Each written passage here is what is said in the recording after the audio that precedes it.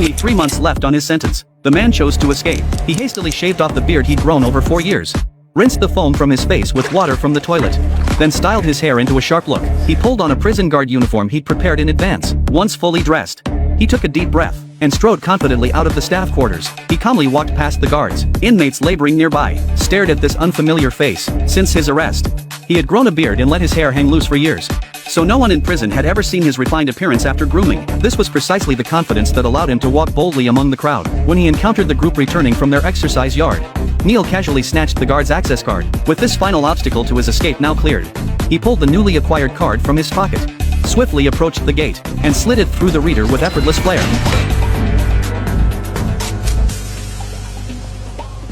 And so, under the watchful eyes of onlookers, a prisoner walked through the prison gates in plain sight, completed his escape. He breathed in the air of freedom once more. Glancing around, he promptly located his getaway vehicle. Despite nearly 4 years behind bars, his skills remained sharp. Not only that, he even calmly pulled from his pocket the cassette tape he prepared beforehand, the one track that best captured his current state of mind, to throw off the agent's pursuit.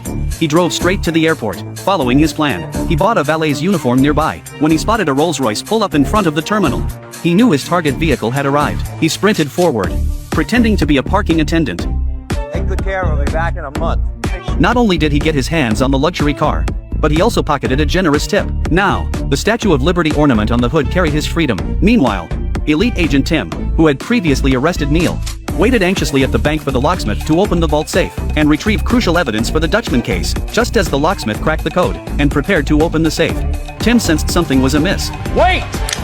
But it was too late. To prevent evidence leakage, the Dutchman had meticulously rigged the safe with explosives. Tim's suspicion stemmed from the fact that the combination 324, when typed on a phone, spelled out the acronym FBI. This was a blatant provocation from the criminal. The explosion reduced the evidence to shreds. The only thing left inside the vault was a strand of metal wire that landed on Tim's shoulder. He asked the surrounding Harvard graduates if anyone could identify what the wire was, but the moment the question was posed, the once bustling crowd fell completely silent. Just as Tim was frustrated by the explosion cutting off his lead, trainee agent Diane delivered another piece of bad news. Neal Caffrey escaped.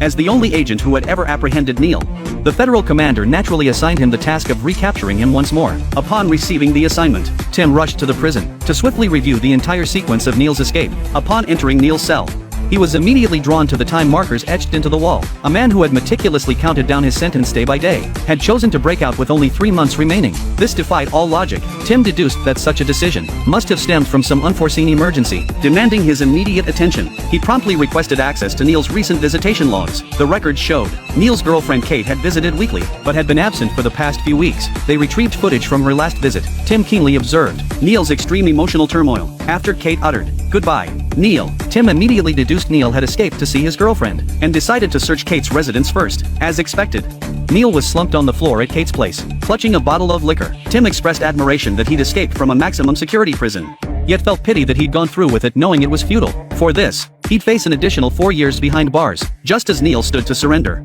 he caught sight of the metal wire still clinging to Tim's shoulder. He picked it up cautiously. You know what this is? No idea. I got it from